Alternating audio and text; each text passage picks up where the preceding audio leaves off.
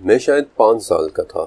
پنجاب میں مونسون کی بارشیں لگی ہوئی تھیں، رات کا وقت تھا اور بجلی بھی نہیں تھی۔ باہر موسلا دھار بارش ہو رہی تھی اور میں گھر کے اندر اپنی امی کے ساتھ تھا۔ اس وقت انہوں نے میرا ڈر دور کرنے کے لیے مجھے نوح علیہ السلام کا واقعہ ایک بچے کے سمجھانے کے سے انداز میں سنایا کہ بہت زمانے پہلے کی بات ہے۔ اللہ تعالیٰ نے نوح نام کے ایک نبی بھیجے تھے۔ اس وقت لوگ بتوں کی پوجا کرتے تھے۔ نوح علیہ السلام نے لوگوں کو منع کیا کہ ایسے نہ کرو، صرف ایک اللہ ہی کی عبادت کرو، لیکن وہ لوگ نہیں مانے۔ اس پر اللہ تعالیٰ نے نوح کو حکم دیا کہ ایک بڑی سی کشتی بنائیں اور اپنے گھر والوں سمیت تمام جانوروں کو اس کشتی میں رکھ لیں، کیونکہ اب میں ان لوگوں کو سزا دینے والا ہوں۔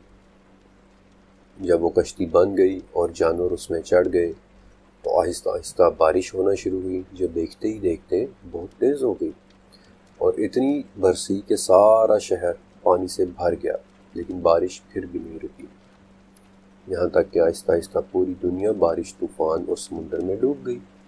لیکن اللہ تعالیٰ نے نوح علیہ السلام اور ان کے گھر والوں کو اور کشتی میں بیٹھے تمام جانوروں کو بچا لیا۔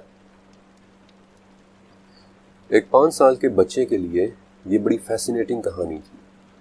میں نے یہ سیکھا کہ اللہ تعالیٰ اپنے نیک بندوں کو ضرور بچا لیتے ہیں اور تیز بارشیں اور طوفان انہیں کچھ بھی نہیں کہتے، لیکن اس کے ساتھ ساتھ میرے لیے دنیا کے تمام جانوروں کے ایک ہی کشتی میں سوار ہو جانے والی بات بڑی فیسینیٹنگ تھی، بڑی زبردست تھی۔ لہٰذا میرے دل سے بارش کا ڈر تو نکل گیا، لیکن میں اتنے سارے جانوروں یعنی شیر، چیتا، ہاتھی، چوہا، زرافہ اور جن جن کے نام میں نے 5 سال کی عمر میں سیکھے تھے، ان سب کے بارے میں کشتی میں بیٹھنے کے حوالے سے سوچنے لگ گیا۔ یہ 30 سال پہلے ہونے والا میری اپنی زندگی کا ایک واقعہ ہے، لیکن اپنی ماں کی یاد کی طرح یہ واقعہ بھی کبھی میرے دل سے نہیں نکلا، اور میں اکثر سوچتا کہ ایک کشتی میں اتنے سارے جانور کیسے آ سکتے ہیں۔ جوان ہونے کے بعد کبھی کبھار میں دوستوں کے ساتھ یہ سوال ڈسکس کرتا تو زیادہ تر لوگ ایسی باتوں میں انٹرسٹ نہ ہونے کی وجہ سے ٹال دیتے۔ کچھ کہتے کہ یار سیدھی سی بات ہے، یہ معجزہ تھا، تمہیں اتنا تجسس کیوں ہے؟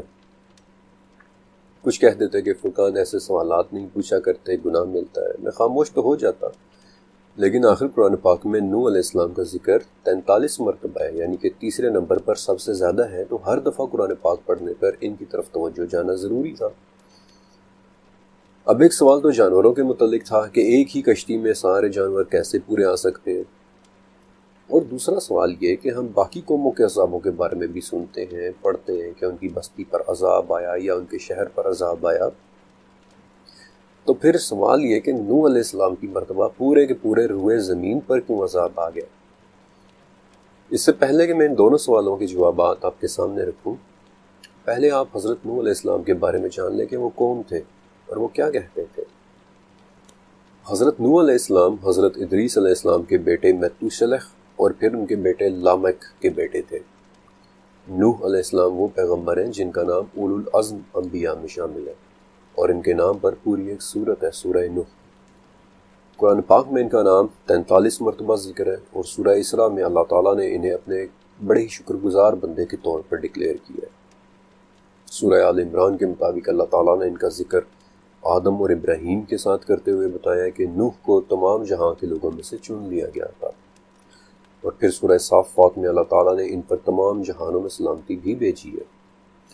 سورہ عنکبوت، نوح اپنی قوم کے درمیان 950 سال تک رہے اور انہیں تبلیغ کرتے رہے، لیکن ان کی قوم بھی ڈٹی رہی اور سورہ نوح کے مطابق کہتی رہی کہ اپنے معبودوں کو نہ چھوڑنا، اور نہ ہی ود، سوا، یغوث، یعوق اور نصر کو۔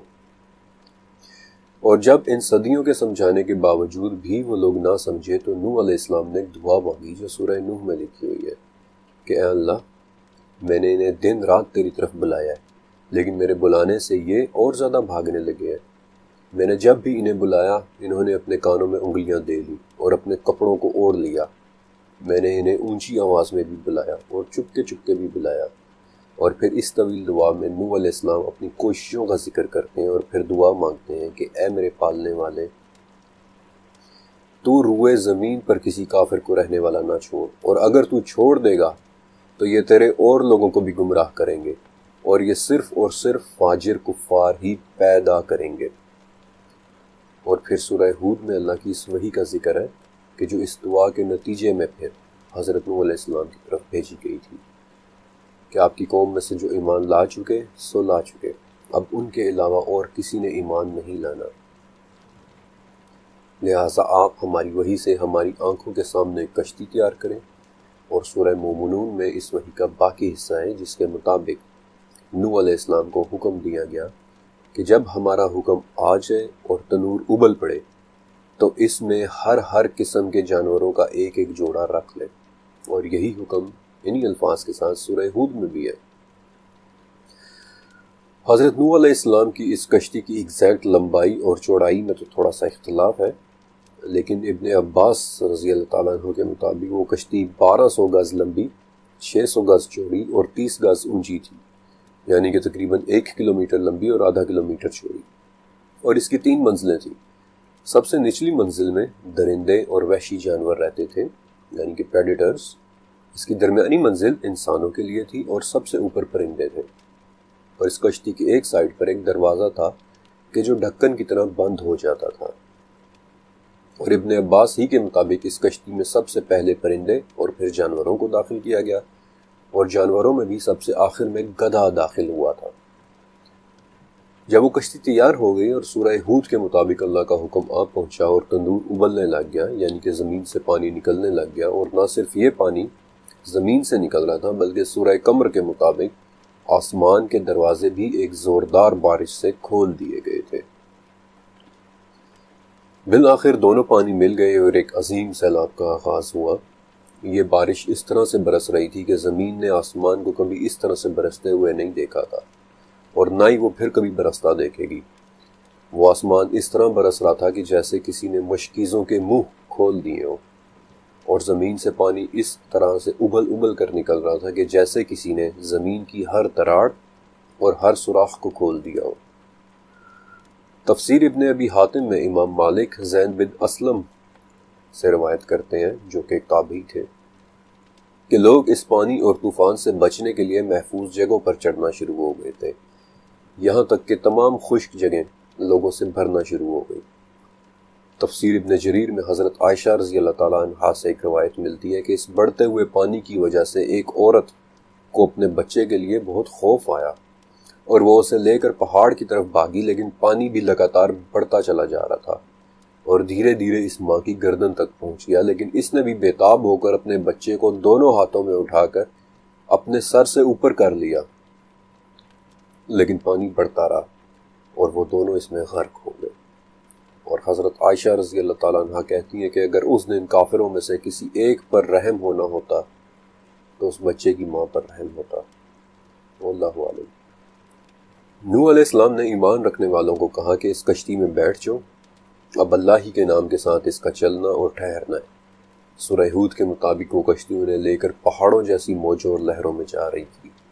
ابن عباس رضی اللہ تعالیٰ عنہ کے مطابق اس کشتی میں چڑھنے والے لوگ صرف 80 تھے، یہاں تک کہ سورہ ہود کے مطابق نوح کے ایک بیٹے کنعان نے بھی کشتی میں چڑھنے سے انکار کر دیا، اور نوح علیہ السلام نے کنارے پر کھڑے اپنے بیٹے کو پکارا کہ آج اللہ کے حکم سے بچانے والا کوئی نہیں ہے، تو کافر نہ بن۔ لیکن آگے سے اس نے جواب دیا کہ میں تو کسی بڑے پہاڑ پر چڑھ جاؤں گا جو مجھے اس پانی سے بچا لے گا۔ اور ابھی ان دونوں کے درمیان یہ گفتگو ہو ہی رہی تھی کہ قرآن کے الفاظ کے مطابق دونوں کے درمیان ایک بڑی موج، ایک بڑی سی لہر حائل ہو گئی، اور نوح علیہ السلام کا وہ بیٹا ڈوب گیا۔ اور صرف وہ بیٹا ہی نہیں بلکہ سورہ تحریم کے مطابق نوح علیہ السلام کی بیوی نے بھی کشتی میں چڑھنے سے انکار کر دیا تھا، اور وہ بھی پانی میں غرق ہو گئی تھی۔ بالآخر زمین کو حکم دیا گیا کہ تو اپنے پانی کو نگل جا، اور آسمان کو حکم دیا گیا کہ اب تو رک جا، اور نوح علیہ السلام کی وہ کشتی جودی پہاڑ پر جا کر رک گئی۔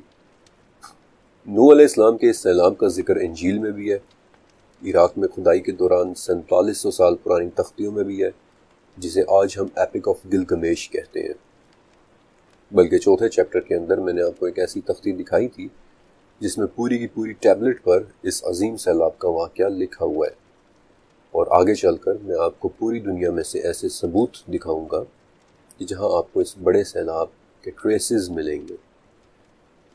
لیکن کیا آپ کو بک آف اینوخ یاد ہے جس کے متعلق میں نے آپ کو پچھلے چیپٹر میں بتایا تھا بک آف اینوخ کے اندر بھی آپ کو اینوخ یعنی ادریس یہ کہتے ہوئے ملیں گے کہ مجھے خدا کے بھیجے ہوئے نے وہ دکھایا ہے جو میری جنریشن کے لیے نہیں ہے بلکہ اس جنریشن کے لیے ہے جو ابھی آنی ہے، یعنی کہ ایک عظیم سیلاب کی پیشن گوئی۔ اور اب میں آپ کے سامنے 30 سال پرانے اپنے 2 سوالوں کے جوابات رکھوں گا۔ پہلا سوال کہ اس کشتی میں اتنے سارے جانور کیسے آ سکتے ہیں، اور دوسرا سوال کہ یہ سیلاب پوری دنیا کے لوگوں پر کیوں آیا تھا، باقیوں کا کیا قصور تھا۔ قریب 3 سال پہلے میں نے جانوروں کی کشتی پر پورے آنے کے متعلق ایک تھیوری سنی تھی کہ دراصل اس دور کی ٹیکنالوجی بہت عروج پہ تھی۔ نوح علیہ السلام کے پاس ڈی این اے کا علم تھا، اور اس طرح سے انہوں نے دنیا بھر کے جانوروں کا ڈی این اے سیمپل لے لیا اور اپنی کشتی میں رکھ لیا تاکہ سیلاب کے بعد پھر اسی ڈی این اے سے جانوروں کو دوبارہ سے پیدا کیا جا سکے۔ اب یہ تھیوری تھی تو بڑی دلچسپ، کیونکہ 2008 میں ناروے نے کچھ ایسا ہی کیا تھا۔ انہوں نے ایک بڑا عجیب سا بینک بنایا۔ یہ بینک آرکٹک یعنی برف سے جمے نارتھ پول کے پاس ایک جزیرے پر بنایا گیا تھا، اور یہ اپنے اندر پیسوں کے بجائے فصلوں اور پھلوں کے بیج یعنی سیڈ سٹورز کرتا ہے۔ اس بینک کا نام سوالبارڈ گلوبل سیڈ والٹ ہے، اور اسے بنانے کے پیچھے آئیڈیا یہ تھا کہ اگر پوری دنیا میں جنگ شروع ہو جاتی ہے، تباہی پھیل جاتی ہے، تو کم سے کم ہماری تمام فصلوں، پھلوں اور پھولوں کے بیج کسی ایک جگہ پر محفوظ ہوں تاکہ لڑائی کے بعد دنیا میں دوبارہ خوراک پیدا کی جا سکے۔ لہٰذا اسی سوچ کے تحت یہ سٹوریج فیسلٹی بنائی گئی، اور اس کا ڈیزائن اتنا انجینئس ہے کہ آج بھی اگر تیسری جنگ عظیم شروع ہو جاتی ہے، تمام انسان مر جاتے ہیں، بجلی ختم ہو جاتی ہے، تب بھی اس عمارت کے اندر پڑے بیج 200 سال تک خراب نہیں ہوں گے۔ اور اس وقت یعنی یہ چیپٹر آپ کو سناتے ہوئے اس والٹ میں 2 کروڑ قسم کے مختلف بیج محفوظ ہیں۔ اب یہ ڈی این اے والی تھیوری تھی تو بڑی دلچسپ، لیکن اسے ماننے میں ایک بہت بڑا مسئلہ تھا کہ اگر اس تھیوری کو مان لیا جائے تو نہ صرف ابن عباس اور زید بن اسلم سے مروی روایتوں کو نظر انداز کرنا پڑتا ہے کہ اس کشتی میں سب سے پہلے پرندے سوار ہوئے اور پھر جانور، اور جانوروں میں بھی سب سے آخر میں گدھا سوار ہوا، بلکہ اس کے ساتھ قرآن پاک کے نیریٹو کو بھی سمجھنا مشکل ہو جاتا ہے، یعنی وہ حکم جو حضرت نوح علیہ السلام کو دیا گیا کہ ہر قسم کے جانوروں میں سے ایک ایک جوڑا رکھ لیں۔ تو پھر کیا اس سوال کا کوئی اور جواب بھی ہو سکتا ہے؟ سورہ نحل کی 13ویں آیت، اور جو کچھ اس نے تمہارے لیے زمین میں پھیلایا ہے اس کے مختلف رنگ ہیں، اور اس میں نصیحت قبول کرنے والوں کے لیے بہت سی نشانیاں ہیں۔ ہم نے یہ آیت کئی مرتبہ پڑھی ہوگی اور یقیناً سبحان اللہ کہہ کر آگے بڑھ گئے ہوں گے کہ ہاں واقعی دیکھو کتنے رنگوں کی چیزیں ہیں، گلاب کو دیکھو سرخ رنگ کا ہے، آسمان کو دیکھو نیلے رنگ کا ہے۔ لیکن کیا کبھی آپ نے اس آیت کے گہرے معنی اس کے ڈیپر میننگ کو سمجھنے کی کوشش کی ہے؟ زمین میں پھیلائے جانے کا کیا مطلب ہے؟ یہ کون سے رنگوں کی بات ہو رہی ہے، اور آخر ان میں کون سی نشانیاں ہیں؟ میں چاہتا ہوں کہ اس آیت کے اندر موجود 2 الفاظ پر آپ تھوڑا سا غور کریں۔ اس آیت میں پھیلا دیے جانے کے لیے زرعہ کا لفظ استعمال ہوا ہے، جس کا لفظی معنی ہے ضرب دینا، ملٹی پلائی کرنا، یا پھر کسی ایک چیز کو ایک سے بڑھا کر زیادہ کر دینا۔ اسی لیے تو اولاد کے لیے بھی اکثر زرعہ ہی سے نکلا ہوا لفظ استعمال ہوتا ہے، ذریت۔ اور اس آیت میں رنگ کے لیے لون کا لفظ، جس کا ایک مطلب تو واقعی رنگ یعنی کلرز ہیں، لیکن اس کا ایک اور مطلب بھی ہے، نو یعنی قسم، ٹائپ یا کائنڈ، یا پھر ایک جیسا مزاج رکھنے والی چیزوں کا گروپ۔ سچ کہوں تو نصیحت قبول کرنے والے اس آیت کے اندر سے ٹیکسونومی کا پورا علم حاصل کر سکتے تھے۔ ٹیکسونومی یعنی تمام جاندار مخلوقات کی کلاسیفیکیشن یا ان کی درجہ بندی کا علم، جس سے جانوروں کو مزاج کے اعتبار سے مختلف اقسام میں تقسیم کر کے چھوٹے سے ایریا میں فٹ کیا جا سکتا تھا۔ اب مجھے اندازہ ہے کہ آپ میں سے زیادہ تر کو بھی میری بات کی سمجھ نہیں آئی، اس لیے دوبارہ ذرا غور سے اس آیت کا مفہوم پڑھیں۔ زمین میں تھوڑے سے بڑھ کر زیادہ ہونے والی چیزوں میں مختلف انواع ہیں، اقسام ہیں، مزاج ہے، اور اس میں سیکھنے والوں کے لیے بہت سی نشانیاں۔ اگر آپ کو اس عربی لفظ لون کا دوسرا معنی مزاج اور اقسام کے ہونے میں شک ہے تو کوئی بات نہیں، سورہ فاطر کی 28ویں آیت میں بھی یہی لفظ انہی معنوں میں استعمال ہوا ہے، سورہ فاطر۔ اسی طرح انسانوں، جانداروں اور مویشیوں کے بھی مختلف رنگ یعنی مزاج یا اقسام ہے۔ اور اللہ سے ڈرتے اسی رنگ والے ہیں کہ جو علم رکھتے ہوں۔ اگر ابھی بھی آپ کو شک ہے تو چلے میں ایک پریکٹیکل اگزامپل دے دیتا ہوں۔ آپ میں سے جس نے خلیج کی ریاستیں وزٹ کر رکھی ہیں وہ یہ بات اچھی طرح سے جانتے ہیں کہ عرب لوگ ایک دوسرے کو شلونک کہہ کر بھی حال چال پوچھتے ہیں۔ اب ٹیکنیکلی شلونک کا مطلب تو یہ ہونا چاہیے تھا کہ تمہارا رنگ کیسا ہے، لیکن اس کا مطلب ویسا ہی ہے کہ جیسے ہم اردو میں ایک دوسرے کو کہتے ہیں کہ تمہارے مزاج کیسے ہیں۔ اور اب یہاں سے اس چیپٹر کا دلچسپ حصہ شروع ہونے والا ہے، لہٰذا دھیان سے سنتے جائیے۔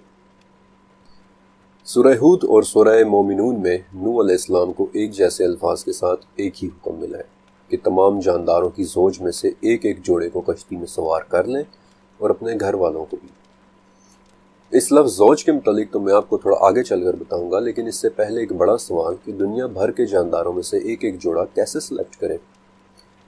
اس وقت زمین پر رہنے، پانی میں تیرنے اور ہوا میں اڑنے والے جانداروں کو ملا کر 87 لاکھ اقسام یا اسپیشیز موجود ہیں، اور یہ میں آپ کو ان کی آبادی نہیں بتا رہا بلکہ ان کی اقسام بتا رہا ہوں۔ یعنی ان میں سے چیتا ایک اسپیشیز ہے، شارک ایک اسپیشیز ہے، اور انسان ایک اسپیشیز ہے۔ اور اس حساب سے نوح علیہ السلام کو 2.25 کروڑ جانداروں کو کشتی پر لانا چاہیے تھا، کہ جو 1/2 کلومیٹر کی کشتی پر ٹیکنیکلی ناممکن تھا۔ لیکن آپ کو ڈیڈ سی اسکرولز یاد ہے؟ ڈیڈ سی اسکرولز میں سے ایک بڑا دلچسپ فریگمنٹ ہے 4Q-534۔ اس میں حضرت نوح علیہ السلام کے حوالے سے بڑی تفصیلی ڈسکرپشن اور ایک بہت اہم بات لکھی ہوئی ہے کہ نوح ایک ایسا انسان جسے کوئی علم نہ تھا، اور پھر انہیں 3 کتابوں کا علم دیا گیا تھا۔ انہیں حکمت اور سمجھ سکھائی گئی تھی۔ لوگ ان کے مخالف ہوئے، لیکن انہیں جانداروں کی سمجھ دے دی گئی، انہیں جانداروں کے ڈیزائن کی سمجھ دے دی گئی، اور وہ خدا کا چنا ہوا انسان ہے اور اس کا طریقہ بھی آگے رہے گا۔ ایک ایسا انسان جسے کوئی علم نہ تھا، اور پھر انہیں 3 کتابوں کا علم دیا گیا، انہیں حکمت اور سمجھ سکھائی گئی، لوگ ان کے مخالف ہوئے، انہیں جانداروں کی سمجھ دے دی گئی، انہیں جانداروں کے ڈیزائن کی سمجھ دی گئی، اور وہ خدا کا چنا ہوا انسان ہے اور اس کا طریقہ آگے بھی رہے گا۔ آپ اس فریگمنٹ کی تحریر کو سمجھ رہے ہیں؟ نوح علیہ السلام کو جانداروں کی سمجھ دی گئی تھی، انہیں تمام جانداروں کے ڈیزائن کی سمجھ دی گئی تھی، ان کی سپیشیز کی، ان کی اقسام کی، ان کے مزاج کی سمجھ دی گئی تھی۔ اللہ نے انہیں چن لیا تھا، اور یہ بات تو میں آپ کو سورہ آل عمران کے ریفرنس سے بھی دکھا چکا ہوں۔ اور اس فریگمنٹ کے آخری الفاظ کہ ان کا طریقہ آگے بھی رہے گا، سورہ صافات میں بھی نوح علیہ السلام پر کی گئی ایک عنایت کا ذکر اسی طرح سے کہ ہم نے آنے والوں میں ان کا طریقہ باقی رکھا۔ بے شک نوح علیہ السلام کو اللہ تعالیٰ نے جانداروں اور جانوروں کے ڈیزائن کی سمجھ دے دی تھی۔ اب ان 87 لاکھ سپیشیز میں سے مرین لائف یعنی سمندری جانوروں کو تو نکال دیں، یا جانداروں کو نکال دیں، کیونکہ وہ پانی میں رہ سکتے ہیں، انہیں کشتی کی کوئی ضرورت نہیں ہے۔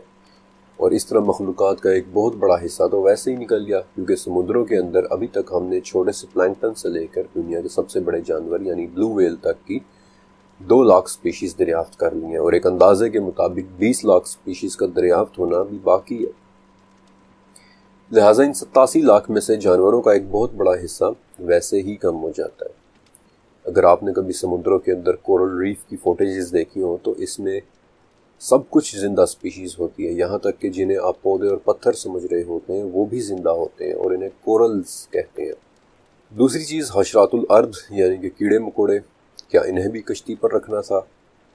ٹیکنیکلی کیڑے سانس نہیں لیتے، ان کے پھیپھڑے نہیں ہوتے، بلکہ ان کے جسم ماحول سے ڈائریکٹلی آکسیجن جذب کرتے ہیں، اور اسی لیے تو کیڑے مکوڑے مٹی، پانی اور کیچڑ کے اندر بھی زندہ رہ لیتے ہیں، انہیں ہوا کی ضرورت نہیں ہوتی ہے۔ اور اس وقت 87 لاکھ سپیشیز میں سے 60 لاکھ سپیشیز تو صرف اور صرف ان کیڑے مکوڑوں ہی کی ہیں، لہٰذا ایک اور بہت بڑا بوجھ اتر جاتا ہے۔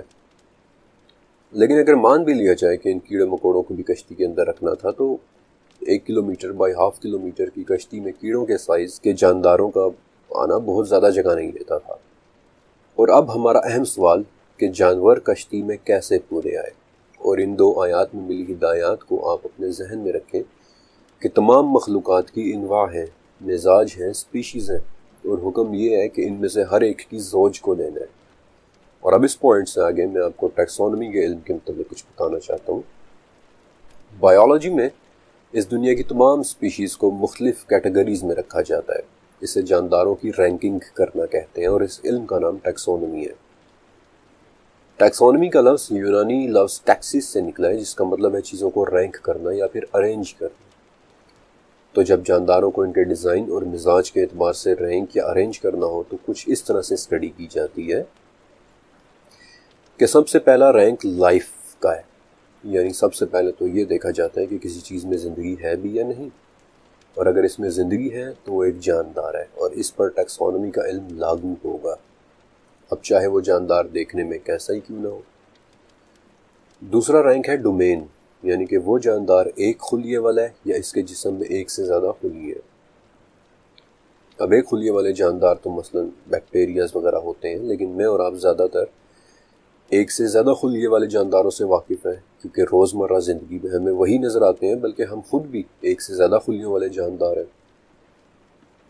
تیسرا رینک ہے کنگڈم، یعنی کہ وہ جاندار جانور ہے، پودا ہے، فنگس ہے، اور ہم سب ہی جانوروں اور پودوں اور درختوں جیسے جانداروں سے واقف ہیں۔ چوتھا رینک ہے فائلا، یعنی کہ اس جاندار کا باڈی پلان کیسا ہے، اس جاندار میں ریڑھ کی ہڈی ہے یا نہیں، یا پھر وہ جیلی فش کی طرح اس کے جسم سے ریڑھ کی ہڈی غائب ہے۔ ریڑھ کی ہڈی کے بغیر کے جاندار زیادہ تر سمندروں میں رہتے ہیں، جبکہ ریڑھ کی ہڈی والے جاندار آپ کو اپنے ارد گرد ہر طرف نظر آئیں گے، فار ایگزامپل بلی، شیر، ریچھ، طوطے، میں، آپ، انسان خود بھی۔ پانچواں رینک ہے کلاس، یعنی کہ وہ جاندار زمین پر رہتا ہے یا ہوا میں اڑنے والا ہے، اپنے بچوں کو دودھ پلاتا ہے یا انڈے دینے والا ہے۔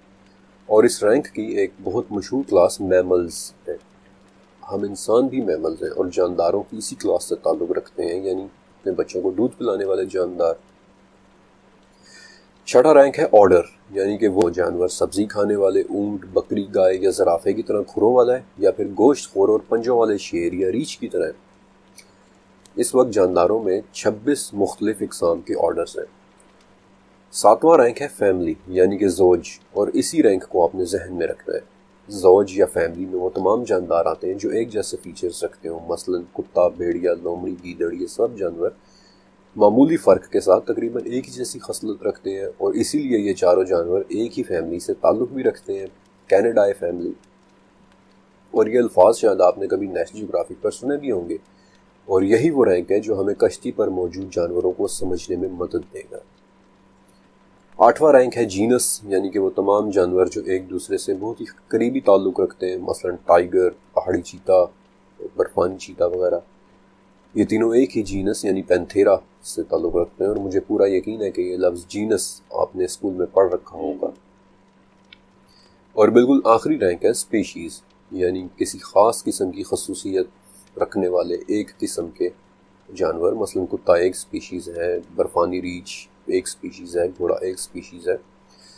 اور اس لفظ کے متعلق تو مجھے پورا یقین ہے کہ آپ سبھی اس لفظ سپیشیز سے واقف ہوں گے۔ اب جانوروں کی ان تمام رینکنگز کو غور سے دیکھیں۔ نوح علیہ السلام کو کشتی پر چڑھانے کے لیے جاندار چاہیے۔ ان جانداروں میں سے کورل ریف جیسی سمندری حیات اور کیڑے مکوڑے تو ویسے ہی باہر ہو گئے ہیں۔ اب باقی بچے اینیمل کنگڈم کے جانور، تو ان میں سے بھی صرف ریڑھ کی ہڈی اور سانس لینے والے جانور چاہیے۔ لیکن ان جانوروں میں سے بھی کمی ہو سکتی ہے، کیونکہ ان میں سے بھی آدھے جانوروں کی کلاس پائسیس ہے، یعنی کہ مچھلیاں۔ مچھلیوں میں بھی ریڑھ کی ہڈی ہوتی ہے، لہٰذا انہیں بھی نکال دیا جائے تو پیچھے ٹوٹل 30,000 ایسی سپیشیز بچتی ہیں جنہیں کشتی پر سوار کرنے کی ضرورت تھی۔ اور ان 30,000 سپیشیز میں سے بھی ایسے پرندے اور جانور ہیں جن کے انڈے لیے جا سکتے تھے۔ لیکن مزے کی بات کہ ان 30,000 میں سے بھی کمی کی جا سکتی ہے۔ آپ صرف دیکھتے جائیے کہ قرآن پاک ہمیں کیسے گائیڈ کرتا ہے۔ اب دیے گئے حکم کو دوبارہ دیکھیے۔ تمام جانداروں کی زوج میں سے 2 کو کشتی میں بٹھا لو۔ اب آپ کو یاد ہے کہ میں نے آپ کو کہا تھا کہ اس لفظ زوج کا ترجمہ آپ کو آگے چل کر بتاؤں گا۔ زوج کہتے ہیں ایک فیملی کو، ایک ایسا بریڈنگ پیئر، ایک جوڑا جو مزید ایک اور فیملی بھی بنا سکتا ہے، ایک طرح کا ریپروڈکشن یونٹ۔ اور اب اس 7ویں رینک کو دیکھیں جس کے متعلق میں نے آپ کو کہا تھا کہ اس رینک کو آپ نے ذہن میں رکھنا ہے، فیملی کا رینک۔ اور ذرا اس میں موجود جانوروں پر غور کریں، آپ ایک اہم بات نوٹ کریں گے کہ ایک فیملی سے تعلق رکھنے والے زیادہ تر جانور ایک دوسرے کے ساتھ میٹنگ کر کے افزائش نسل یا ریپروڈکشن کر سکتے ہیں۔ مثلا کینیڈائی یعنی ڈاگ فیملی اور فیلیڈائی یعنی کیٹ فیملی۔ ان دونوں فیملیز کے جانوروں کو دیکھیں، آپ خود سمجھ جائیں گے کہ کیسے ایک ہی فیملی سے تعلق رکھنے والے جانور آسانی کے ساتھ آپس میں بریڈنگ کر سکتے ہیں۔ کتا اور بھیڑیا ایک ہی یعنی کینیڈائی فیملی سے ہیں اور یہ ایک دوسرے کے ساتھ بریڈنگ کر سکتے ہیں۔ اسی طرح تیندوا یعنی جیگوار اور پیوما ایک ہی فیملی یعنی فیلیڈائی سے ہیں اور یہ ایک دوسرے کے ساتھ میٹنگ کر سکتے ہیں، بریڈنگ کر سکتے ہیں۔ اور اس کی ایک بہت عام مثال گھوڑے، گدھے اور زیبرے کی ہے کہ جو کہ تینوں ایکوڈائی فیملی سے ہیں اور ایک دوسرے کے ساتھ میٹنگ کر سکتے ہیں۔